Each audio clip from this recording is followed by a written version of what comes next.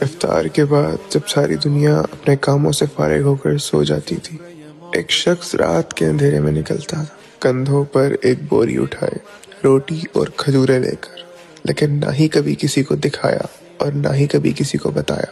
آخر کیوں؟ تاکہ وہ یتیموں کو کھانا کھلا سکے، تاکہ وہ ان کے باپ بن سکے اور کوئی یتیم بھوکا نہ سوئے۔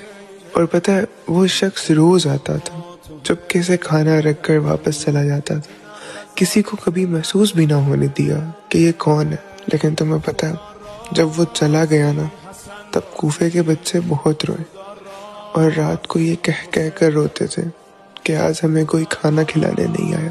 اور یہ کوئی اور نہیں، وہ شیر خدا تھے، وہ علی ابن ابی طالب تھے، وہ رسول کے وصی تھے، وہ پہلے خلیفہ تھے، وہ ولی خدا تھے، وہ ہمارے پیارے امام مولا علی علیہ السلام تھے۔ علی جانا، علی جانا، علی جانا، علی جانا۔